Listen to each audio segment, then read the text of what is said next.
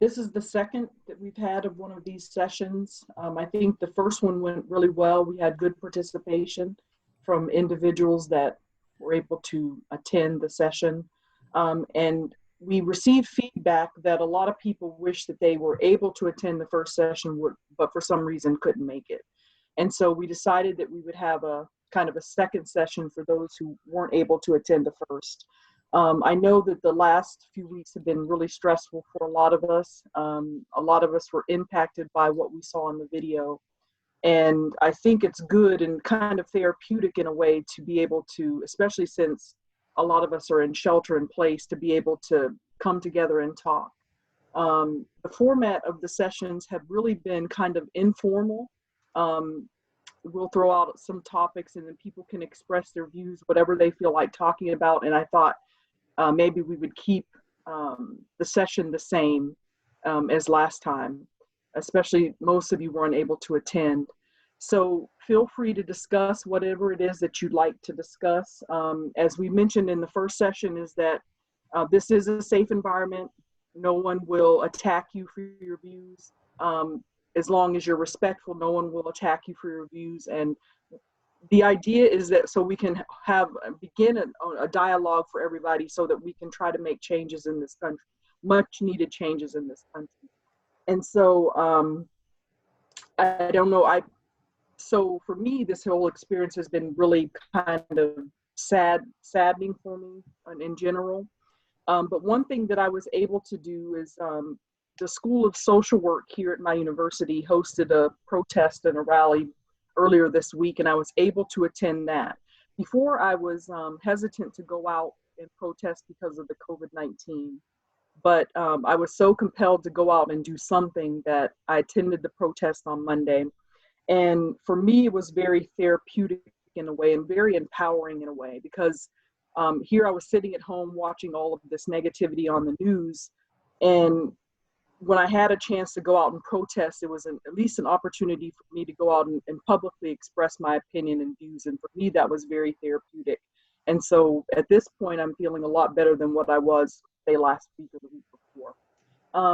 But I just want to kind of open it up. If anybody wants to share their experiences, if anybody wants to share, if they had an opportunity to go out and protest, what it was like for them, and really what they were able to take away from this entire situation.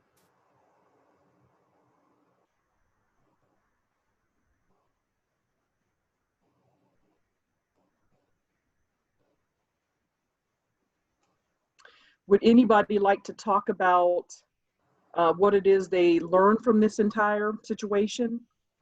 If they perhaps had a different viewpoint prior to viewing the video of George Floyd, and then maybe how their viewpoint has changed after seeing the video and seeing the fallout from the video?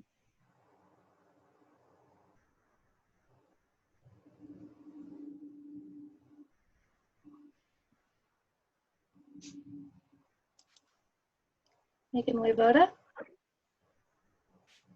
I know I already spoke last week about my thoughts, and how upsetting it was. And so I don't want to repeat what I already said, but I just wanted to make a comment that in the past week, I've come across some really great resources. And, as being somebody who's been involved in diversity committees and unconscious bias for some time, it's like there's still stuff to learn. There's so much more out there. And there's some people that have put together some great sets of resources. And I listened to a podcast on white fragility, which was just so interesting. It's terrible that this happened, but I feel like it's given me so much more information. Whereas where previously I would have discussions and I would just know something's wrong, but I didn't know, well, what do I say? And the author, I can't remember, D'Angelo, I can't think of her first name, but she really talks about, the root of some of these issues that lie in the problem and the social conditioning that has built this, this structural racism that, white people will get offended. I'm like, I'm not racist. But, this whole structure that we've been conditioned creates this structural racism. And so I feel like even just all this, all of the resources that are available gives us so much more to work against the system. And so now I feel like there's actually things that I can post on Twitter to try to teach other people, the same things that, because like I said, a lot of us have a lot of experience with unconscious bias training in the university setting, but I think there's still more out there to learn and how to address these issues. And so we can actually be anti-racist, and really doing more to work against the system that's been built, and kind of take it apart. So, but yeah, so if anybody, I'd like to share some of those on Twitter or with you guys, if anybody wants to hear some of these podcasts or some of the books and movies that have been recommended. It's been, like I said, even with what I have already learned, I think there's so much more to learn to know what we can do to break this down, because obviously we can't let things go on like this. Thanks, Megan. Lillian Plotkin. Okay. Oh, hi. Thank you, Lauren, for organizing this meeting. I think that this combination with the COVID-19 issues that make people feel a lot more isolated, it's been a really tough time. I've been really mad of seeing what things that were happening, and to coincide with all these national events, we have a very bad experience here at U, where a group of African American students, actually graduates from the medical school, were aware of a video, a really racist video that was recorded of some of their classmates making really derogatory comments, and it was really bad. And the students actually wrote a letter to the dean, a very mature, very well written letter regarding this episode. And so there was some back and forth with the dean, and since then there have been a lot of emails from different authorities on the school.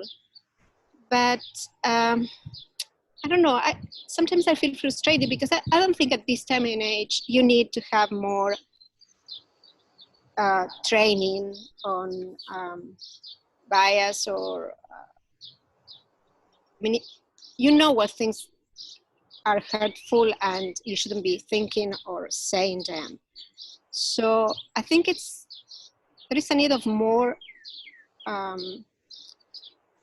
actions. So things need to have consequences, and that's the only way that things are going to be at least beginning to be resolved. You know when things are not correct and are wrong. I don't think anybody say, oh, well, I didn't know that was not right to say, think. So I'm hoping that from our school there will be more consequences, and that's the whole movement that has started to trying to get more actionable items in the code of ethics from the students, but that can apply to students, to faculty, to staff, to everybody. Thanks. Yeah, look, can I jump in for a second? I wanted to follow up because I think Lillian made a very important point, is that the individuals that are overtly racist, like for example, she said the students had written this letter or made some video, obviously they know what they're doing is wrong, and there should be swift consequences, and there really shouldn't be a debate about the consequences, because as long as people continue to get away with their behavior, it's going to perpetuate generation after generation. But one thing that I would like to add to that is that people that do not perceive themselves to be racist, but if they're in the presence of someone who's overtly racist and they make a comment and that other individual just lets it slide, they don't correct them. And so you're giving license for that person's behavior to continue. So even if you don't consider yourself to be a racist and you're around someone who's overtly racist and makes these comments, in my opinion, it is your obligation to speak up, because if you don't, this person will be more emboldened, and it leads to things like what we saw with George Floyd, and it leads to videos like what Lillian mentioned. So I think that we all have a responsibility. If we hear something that's negative towards a group of people, I mean, we have to be obligated to say something and put it into it. Thanks, Rhonda. Patrick?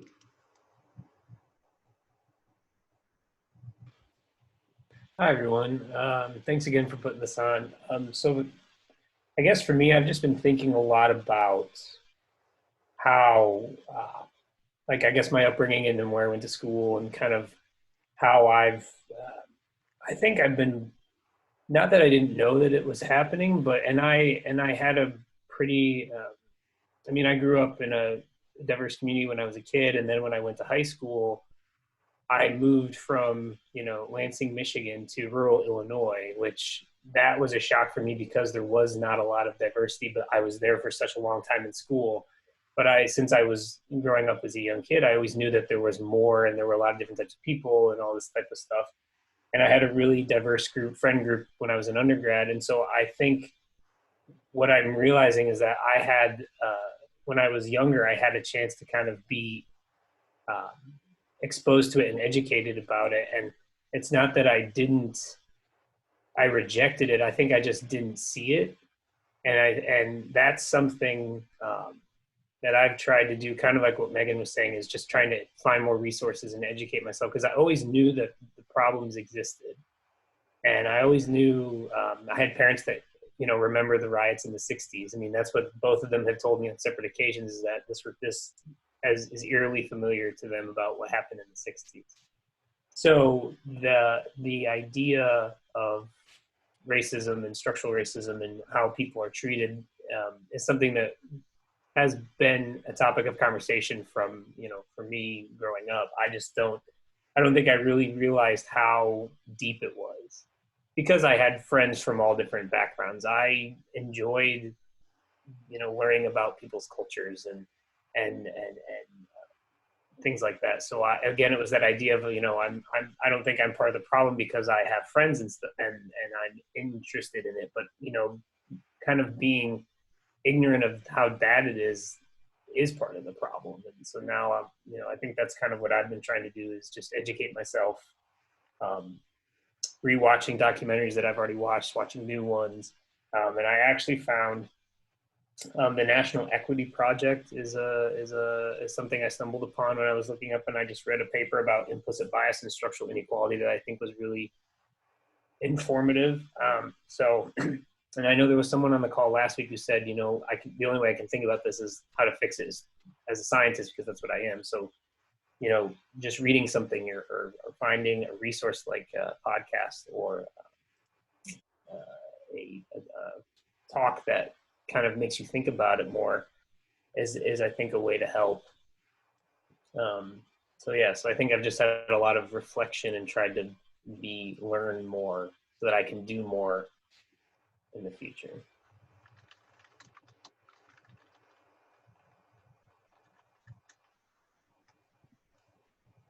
Lauren, do you want to tell the group about the list the ASBMR put together? Maybe Megan can add her resources to it. Yeah, and I just want to say thanks to Marcia Hurley. She just sent a list of resources as well. ASBMR compiled a Google Doc that we sent, included in a statement that we issued earlier this week, just kind of compiling all these resources from people. But it's a living document, so we'll continue to add to this resource, and we'll be sharing it out, posting it on our site and social channels too. And if you have resources, you can email them to me personally at ltaggart@asbmr.org, or to our inbox at asbmr@asbmr.org, or share it in the chat, and we'll also be able to grab those links too. Can I say a few things? This is Sylvia. Go ahead, Sylvia. Okay. I think what is needed is that we need to retrain our police and the police need to be accountable. This can't continue. The other thing I worry about is the outside agitators that came in and did the violence and the burning and made the Black community look bad. And I'm worried that that's going to be used for political purposes. So we have to fight against that. The other thing is that it's possible to have solidarity with the police. I was so proud of the demonstrations in Newark, New Jersey, in Camden, in Paterson, New Jersey, in Englewood, which were all peaceful. The police side by side with the protesters marched, and it was really heartening on what is possible. New York City was a different story, but I was really proud of New Jersey, and this can happen. We can have solidarity. We can have an understanding between the police and the protesters. And my daughter protested in Philly. She's a resident in anesthesiology, and she said it was very peaceful, and she was really so glad she did.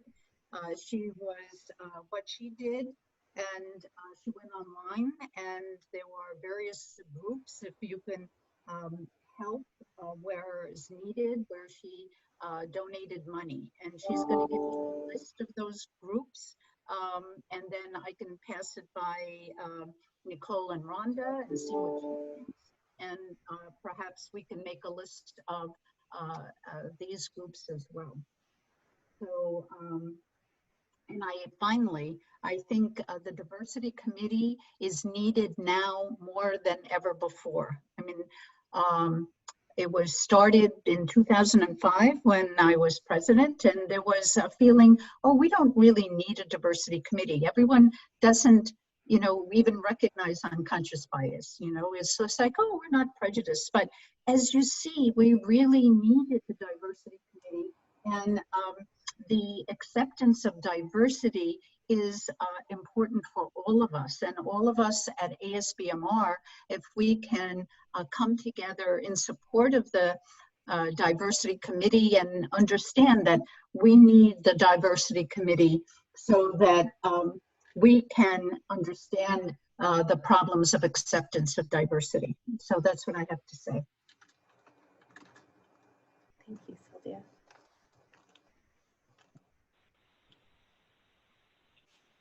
Lauren, is it okay for me to say something since Sure, I'm on the phone? Go ahead, Marja, yes. Yes, so the readings that I just sent you from Dr. Lorenzen, he's African-American and former executive vice president for health affairs and dean at UConn Medical School. I think that some of the information is local, but I think a number of those resources could be very, very useful. I think the comment was made that, you know, there's been a lot of discussions about where we are. We're talking about a lot of readings, but I guess the question that I would ask is,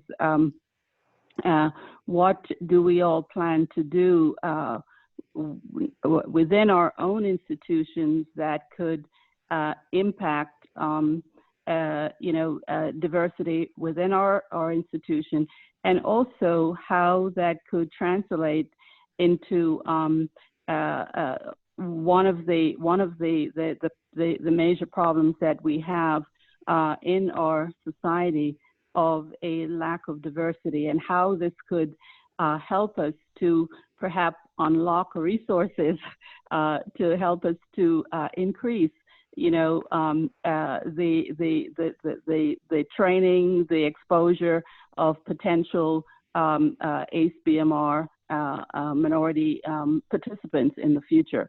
So that's you know, that's just a thought that I have, because that is actionable and could be something that, since I think in many institutions there is a willingness to try to not just talk the talk but walk the walk, and how we as a society could benefit from that. Thank you so much, Marja. Chris Hernandez. Hi, everybody. I just wanted to echo Marja's comments. You know, when we think about, sometimes you think that there's nothing we can do as scientists about these sort of global problems, which are usually handled by people who are much more charming than me, at least, and they're politicians. But we do control how we do science. And if you look at the demographics, bone research, orthopedic research in general is tremendously underrepresented compared to other bioscience fields. So I'm not even comparing us to the general population. I'm saying the other bioscience fields. And my group on Wednesday spent some time reading some recent papers about grant funding and innovation differences among scientists with diversity, and I'll post some of them. One of them, Francis Collins, tweeted about a year ago. But you know, one thing everybody could do is, are you recruiting people to be trainees in your lab from different backgrounds? Are you thinking about that? Are you going to places where you're going to meet a spectacular student who is African American or Latino? Are you doing that? And that's something that we could all do. Yeah, I think the points that Marja and Chris made were really, really well put. One thing that I would like to add to that in terms of recruiting students is, a lot of times I think that as scientists or academicians in general, will get caught up in you know, all these standardized score tests, and we'll get caught up in what a person has on their CV. But what they often fail to recognize is that if you have someone, a person of color, whose CV doesn't quite look like the next person's, it's because they have not had an opportunity to have those resources or those chances to build their CV like someone else's. It's not necessarily a reflection of intelligence. It's a matter of not having the opportunity or the resources in order to build their CV. And so that's one thing that I think we can all keep in mind when we're interviewing potential students for our labs or for a department program, is that since we're starting to learn, and some of us are starting to come into recognition about how institutional and systemic racism works, then you would almost anticipate this person not having what others have, because that's the way society is set up. And so just keep in mind that it's not necessarily a reflection of intelligence. I just wanted to follow up again on the same point. I think as a society, one of the things that we can do is remind our members of a very underutilized NIH program. And I want to, again, reference, I'm a product of Larry Royce. And when I started out in research, you know, as an endocrinologist, I don't have a PhD. Larry got a minority supplement. He and I said, wow, we didn't even know about this. We got a minority supplement to his program project grant. And I used that to generate preliminary data on FGF, which I've been working on for 100 years. And those 2 years of funding of that minority supplement really launched my career and gave me my first R01. And I don't think we utilize that enough. I currently have a post-box supplement to my R01 for a medical student who wants to do research. And I'm also the chair of for a K award for another minority student who received a 5-year K from the dental NIDCR. So they are actually very, very easy to obtain. The one that I obtained for the postdoc student is $50,000 a year, and it primarily supports, you know, his salary and a little bit of funding for a lab. But they are, quite frankly, no-brainers. Anybody who is interested in that can speak with their program officer and say, hey, do you support these? What do I have to do? And it's not very, very complicated in terms of of putting those supplements together. So I don't know if we need to have a special, session at one of our meetings where those of us who, if people are not aware, because a lot of people are actually not aware of this, who have obtained these, and I think a number of us in the society have gotten those awards, could just very, very briefly speak to what's involved and how one goes about, as their supplements. So they're not going through the kind of they have to be related to the grant, but they're not a way of getting people to do the work on your grant without there really being a benefit for the students. So this is the third one that I've obtained. The two other postdoc, one is teaching science at a university, and the other is on faculty at my university after getting a PhD in molecular biology. So it's it's something that I don't think we're taking advantage of, and we could use that to help the pipeline. Thanks, Marcia. Lillian. Thanks. First I want to thank Rhonda for her comment on one of the things that we can easily do. And as a shy, Jewish, Hispanic, that if I don't open my mouth, I can be perceived as a white woman. I know I have not reacted a lot of times when things were said that could be anti-Semitic or racist, or even against queer people, LGBTQ. So one of the things that we are doing here in the Diversity Council at the School of Medicine is to try to help minority faculty to get to leadership positions, because that's the other thing. So we're talking about students, but we also need to get more diversity into leadership positions. So that could actually help to get more students also. And so we ran a survey to gather interest on our URM faculty to see whether they're interested in leadership positions, and we are working on helping them to get that done. And also, I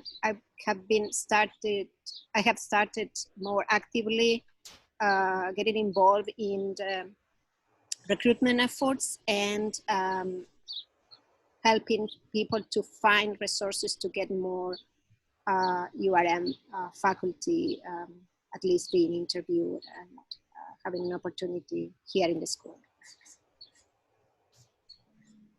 Thank you, Lillian. Patrick. Yeah, I just kind of had a comment regarding a lot of what everybody's saying about the resumes and CVs of people of color maybe not matching that of white people, and then also making things more diverse. Part of, I think, one of the issues is that the committees who interview the students and who admit a lot of the students aren't diverse. So you get these people like these racist med students who slip in to med school and are able to try and do this, and then they do these types of things. I mean, there's vetting. I mean, whenever I got interviewed for grad school, there were some interviews where I was interviewed with 6 different professors, plus the people running the event. So I don't know if part of the issue is that it's not the professors and the teachers who are interviewing these students to come and get this professional degree aren't diverse enough and aren't able to catch some of these really things that you're not looking for in a resume. I mean, you need to be able to catch if people have a bad attitude toward women, toward Black people, toward Latinos. You need to be able to catch if people aren't willing to really listen, aren't going to be good interacting with others or working in groups. I mean, these are things that need to be taken into account to improve medicine to improve research. And, you know, like Rhonda was saying, having, just because you have a 4.0 GPA doesn't mean really anything if you're a pain in the butt to work with, or you don't like people, or you have a bias against a group of people.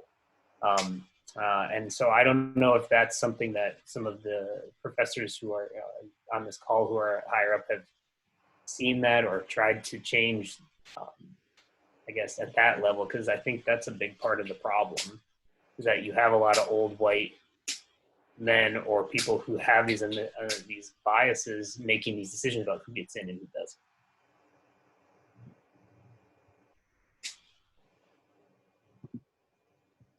I would like to follow up on that. And speaking from personal experience, I know that oftentimes we like to blame things on old white men, but a lot of times what I experience has come from a broad range of people, not just old white men, young women. And so I think that we can't just stereotype a racist, because that kind of throws us off in the sense that we're not on guard. And the people, I think, that sometimes sit on the committee that put people in graduate school or put some people in labs may have these views as well. And so if they see a student or they detect a student who has these biases, they may not necessarily speak up because it's not an issue for them.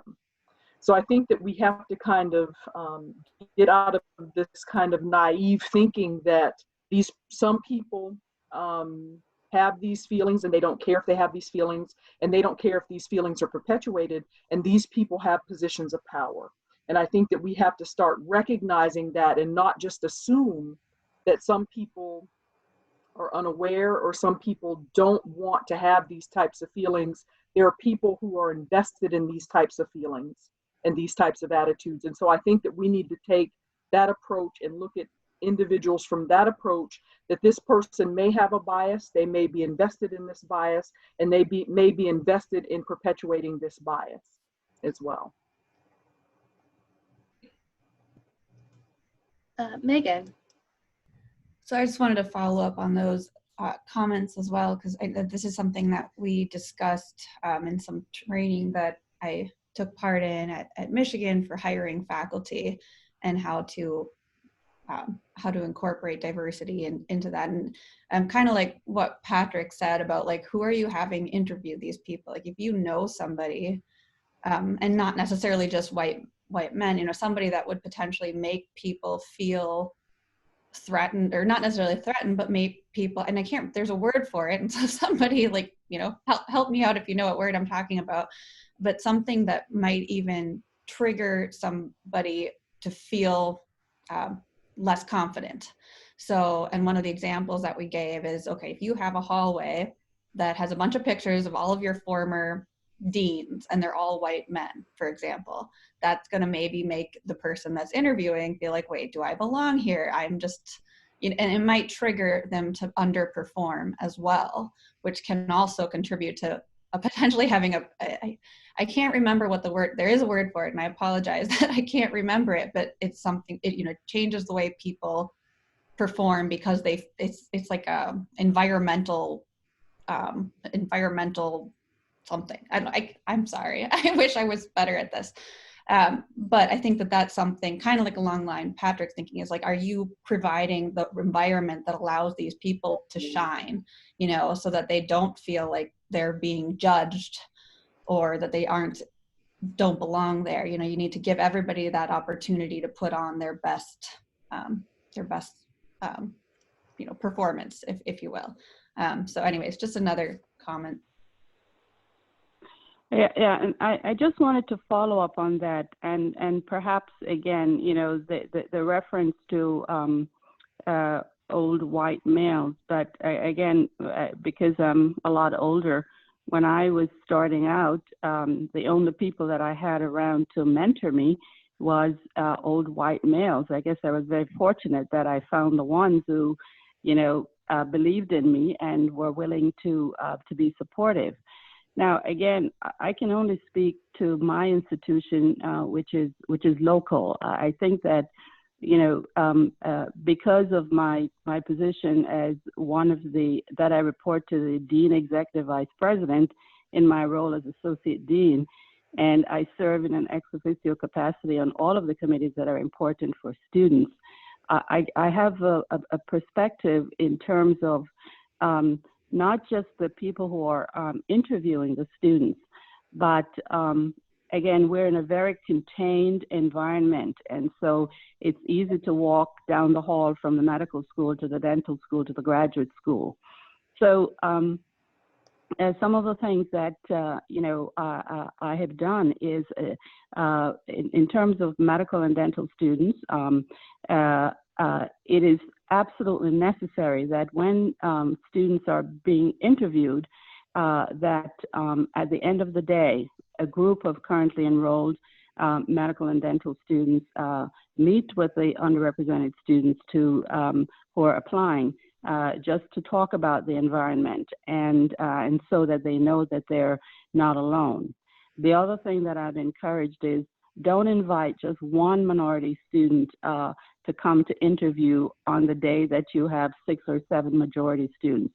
Try to make it diverse, and diverse is not just having one minority person interview for your graduate program that day. Invite as many as you can, so that at least they can see that there are numbers. And if you have underrepresented students, be sure that they're part of the group of students that are meeting with the students who are applying. Again, just to show that there are other people there. And then when there are not a lot of us, but the minority faculty who are conducting basic research, I have them bring the students up to my lab. The others do the same, just so that they see that they're actually real, honest to goodness minority people doing NIH-funded basic research.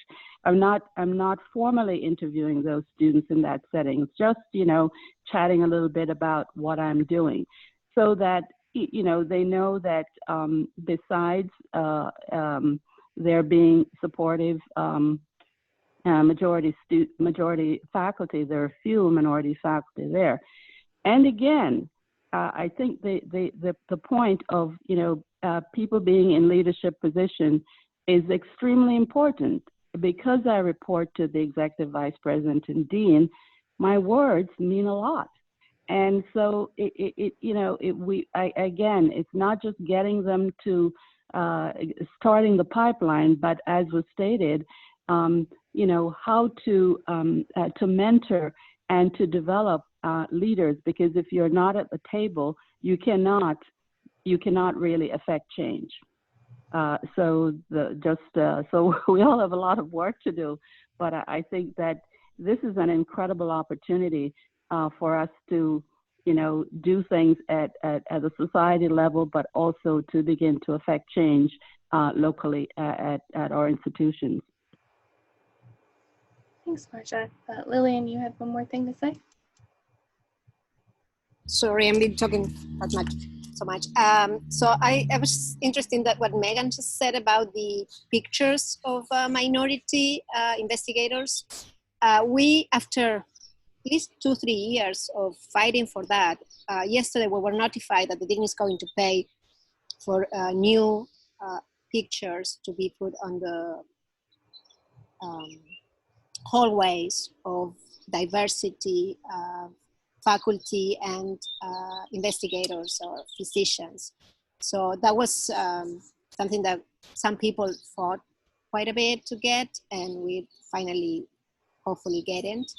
So as somebody that hasn't lived in this country for more than 20 years, I don't have the whole experience of how things change here. But what I'm seeing is that this latest event is actually having some real consequences, and some things are changing. So I don't know how people see that, if it's just a fluke and everything will go back to what it was, I don't know, a month ago, or things are really going to change what people perceive or see.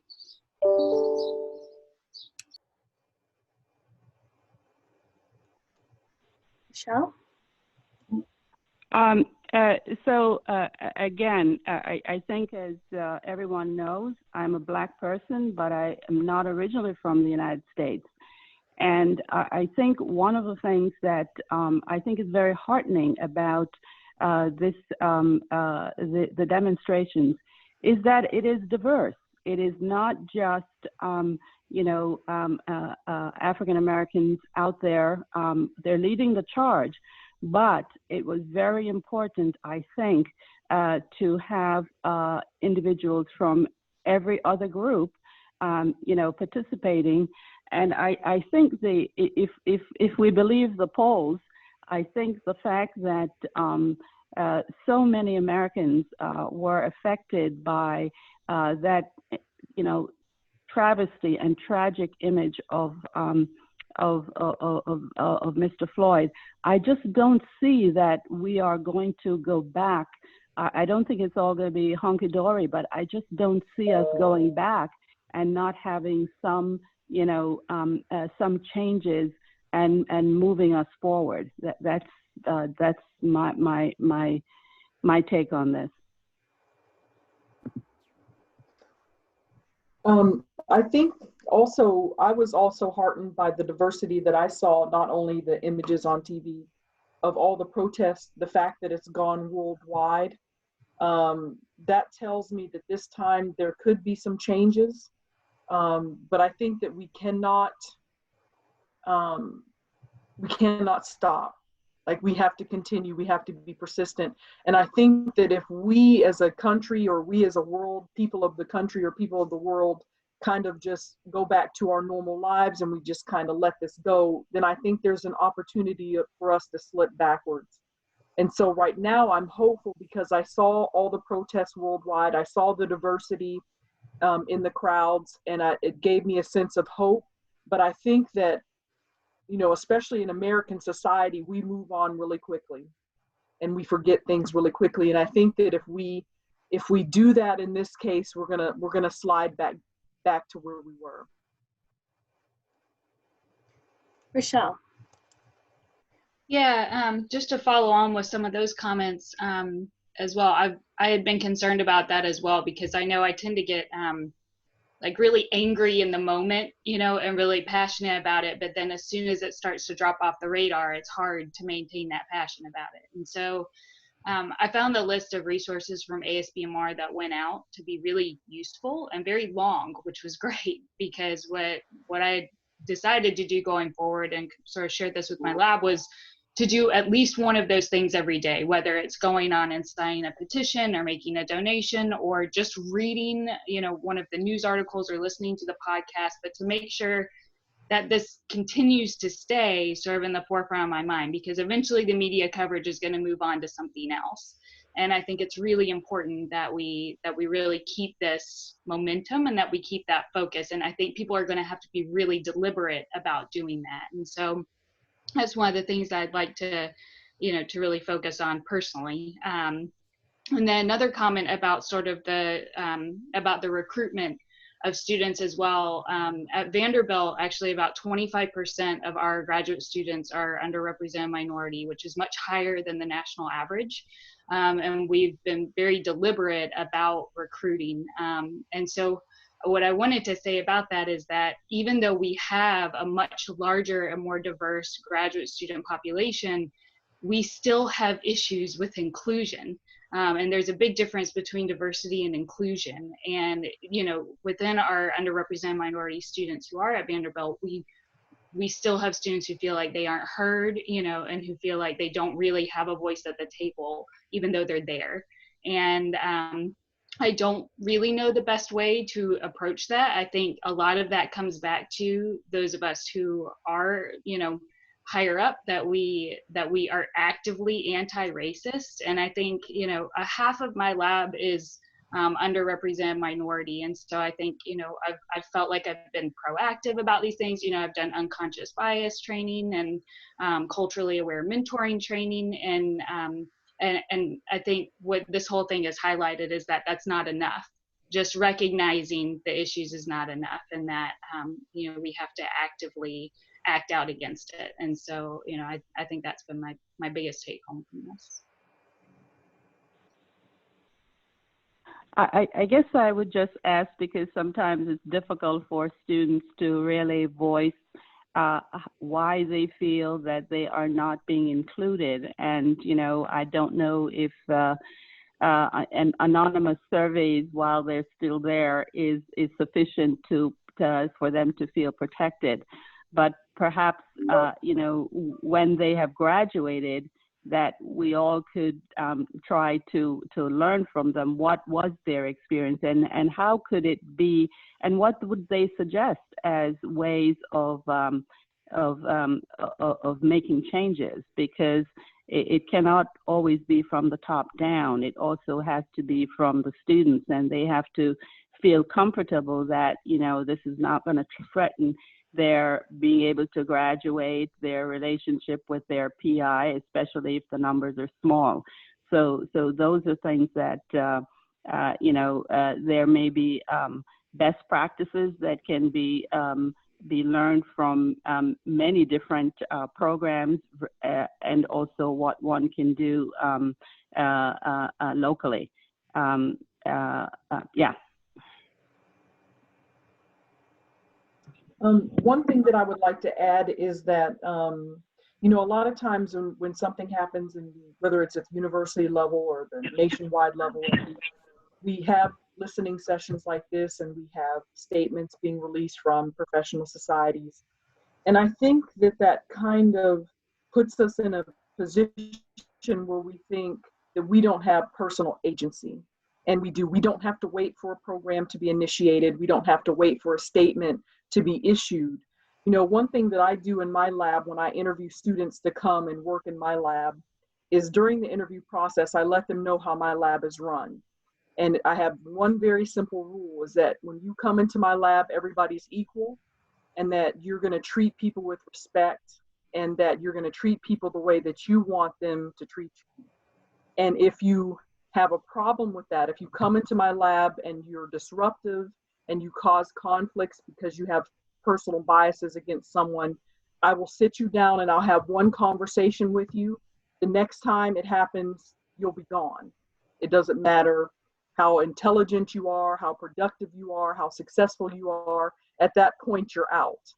And so I think that when people realize that there's going to be some personal consequence to me if I act out in this way, or if I have these certain biases, that I interrupt someone else's progress as a result of that, then when they start to recognize the consequence will be theirs, then I think that change will come. And we don't have to wait for an institution to get behind us to have this policy. We can institute this policy in our own labs today. And we can fight for that type of policy to be instituted at the departmental level as well as the university level. Those are the things that we can fight for. And we don't have to wait for anybody to agree with us, and we don't have to wait for anybody to help and support us in this effort.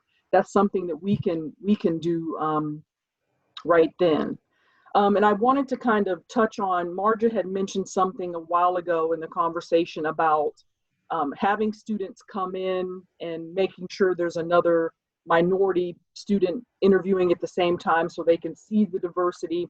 And I just wanted to kind of extend that into the faculty positions as well. One thing that I noticed when I was on a search committee is that we're going to bring in this African-American potential faculty to join our department. And when they set up the schedule for this individual, they did not put anybody else of color on the schedule, which, as a general rule, you should do that. Because as people of color, we have to know what type of environment that we're going into. That's going to be very important for us to make a determination as to whether we want to accept this job. Because we experience racism, even in what would be considered the most benign institutions, we experience racism almost daily. And so if you're going to bring in a person of color for potential faculty position, it's always a good idea to have another person of color on that person's itinerary, just so that person can talk to that other individual and get a sense of what the environment is like, because that's very important for us. And that's also would be extended to us, as Marja was saying, extended to the graduate students as well.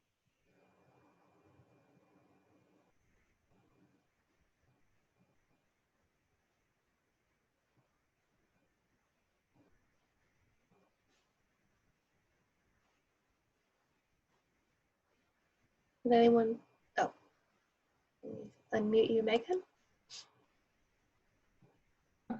Follow up quick on what Rhonda just said about having, the faculty candidates too, being able to meet with other people of color, but kind of just talking about how the biases, when we're looking at recruiting graduate students, and looking at potentially having less opportunities or whatnot, thinking about that, it's one thing that we were taught in our faculty recruitment was how faculty candidates might be affected, and have potentially different scores because of basically an unfair bias. And they were talking about how when students, like undergraduates, for example, they're teaching an undergraduate course, and at the bar, because of the student's unconscious bias, they may rate that professor lower, not because of anything to do with that professor, but because of their own biases. And so just, it's important that, not only for graduate students, but, for some of these faculty candidates, they're up against a higher bar from just day one walking into a lecture hall, and they'll automatically be perceived differently because of the unconscious bias. And so.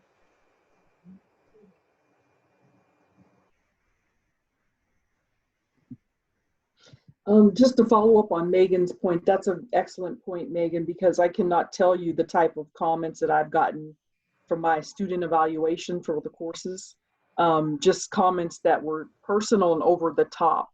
And so do I have direct evidence that it's related to these unconscious biases? No, I don't have direct evidence, but I assume that that's probably why the comments and the evaluation kind of teetered towards being personal as opposed to being objective towards the content of the course. Yeah, and just a follow up on that, I know that somebody did a study for men versus women on ratemyprofessor.com, and how often specific words were associated with a male professor versus a female professor. And if you look at like the word intelligent, it's like 75% of the men, but it's and I assume that the same thing would happen if they were to do this based on race.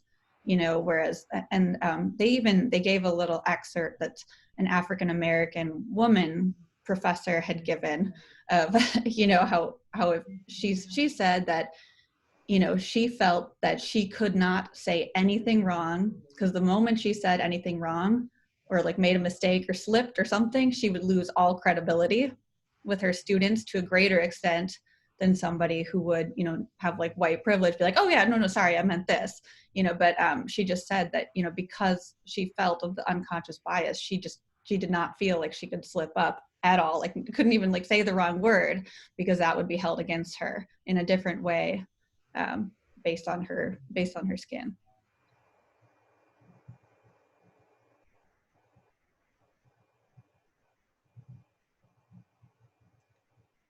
Don't have any other currently raised hands.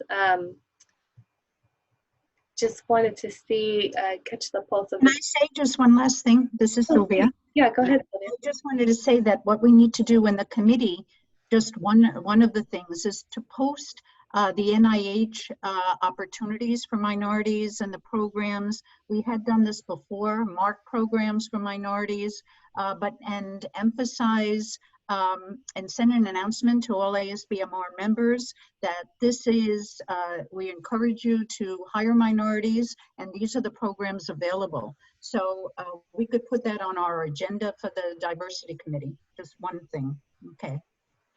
And yeah, and to follow up on Sylvia's point, last year, I suggested, and the diversity subcommittee had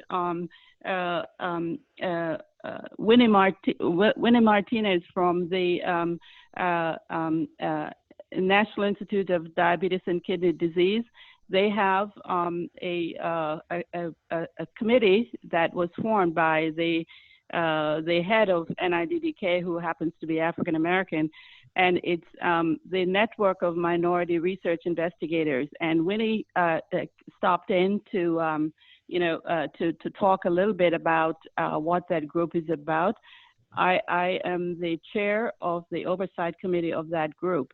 But I think that in addition to posting that on our website, it would be great if we took that one step further. And again, the diversity committee could, have forums where they invite people like Winnie Martinez or Dr. Bernard, who is one of the assistant directors of the National Institute on Aging, who's African American, and there are others to talk about these, supplements. So essentially, kind of like Meet the Professor, where individuals who are interested to learn more about what we've posted could actually come and sit in those sessions and then have an opportunity to talk directly with the individuals from the different agencies who are supportive of these programs in their portfolio. So I just wanted to add that. Great idea. Yeah. Marcia, was that, you said Winnie Martinez and Dr. Bernard? What's the first name for Dr. Bernard? Marcia, you're on mute. Sorry. There you go. I can send that to you. And there is also an individual who is working directly with Francis Collins in efforts to diversify the biomedical research workforce. So I can give you all of the names of I'll send that to you so that you can have that and begin to, think about maybe inviting some of those, not everybody 1 year, but some of those individuals. So I'll do that, yeah. Okay, thanks, Marcia.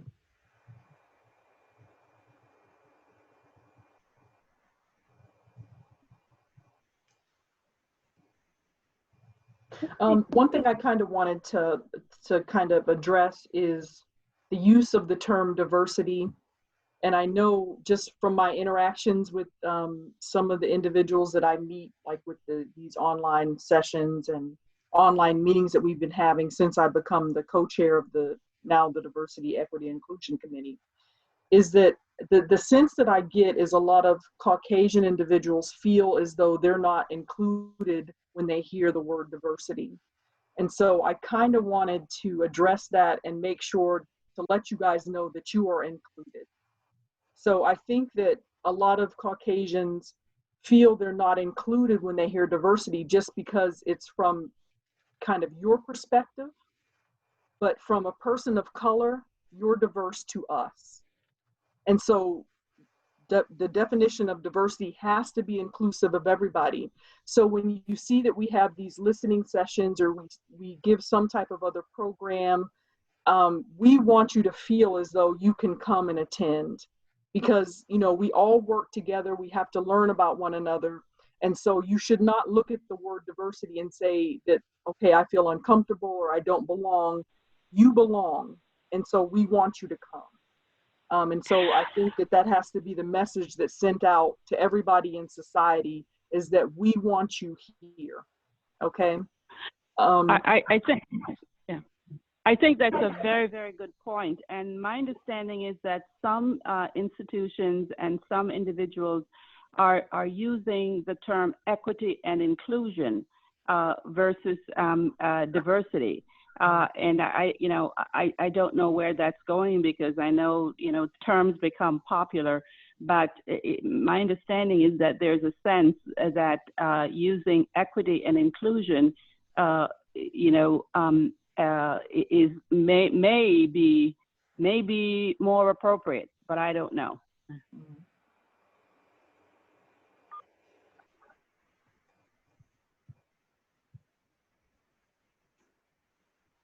Anyone else like to share anything?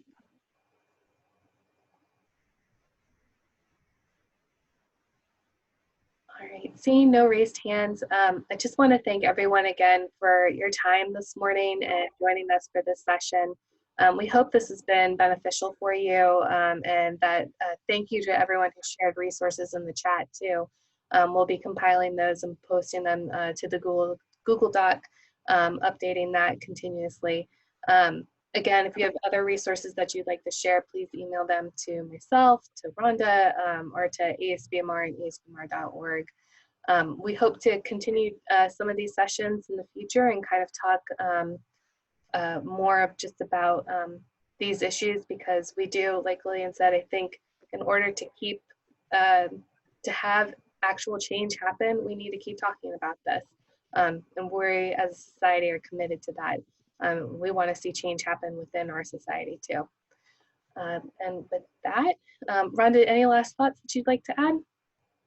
Yeah, so this time we had about 21 participants. I think for our first call we had 40. If you guys think these are helpful, let us know. Like, we don't know how long to continue these listening sessions. If you think it's something we could do on a regular basis or just maybe every once in a while, just give us some feedback so we'll know what the society wishes, you know, would be the outcome of these sessions. One question. I was not the participant in the first session. So is it that there are new people in this session, or is it the same group of individuals who participated before? There are new people in this session, Marja. Pardon me?